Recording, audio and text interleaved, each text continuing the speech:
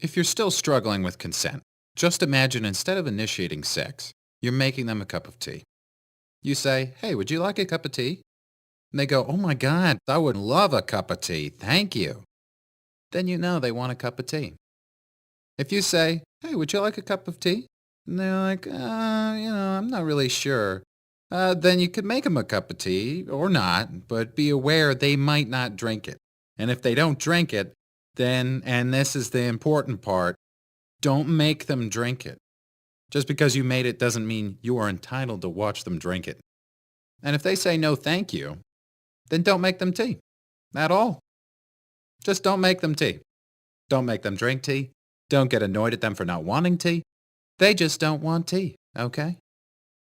They might say, "Yes, please. That's kind of you." And then when the tea arrives, they actually don't want the tea at all. Sure, that's kind of annoying as you've gone to all the effort of making the tea, but they remain under no obligation to drink the tea. They did want tea, now they don't. Some people change their mind in the time that it takes to boil the kettle, brew the tea, and add the milk.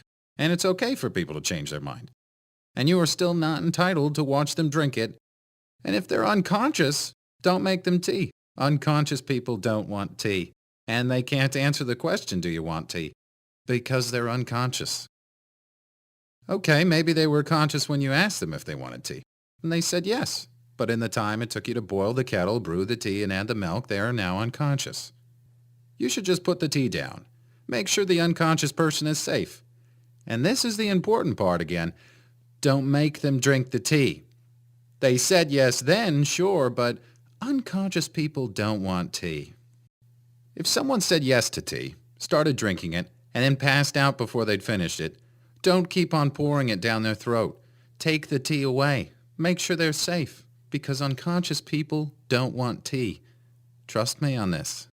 If someone said yes to tea around your house last Saturday, that doesn't mean they want you to make them tea all the time. They don't want you to come around to their place unexpectedly and make them tea and force them to drink it going, "But you wanted tea last week." Or to wake up to find you pouring tea down their throat going, "But you wanted tea last night." But if you can understand how completely ludicrous it is to force people to have tea when they don't want tea, and you're able to understand when people don't want tea, then how hard is it to understand it when it comes to sex? Whether it's tea or sex, consent is everything. And on that note, I'm going to go make myself a cup of tea.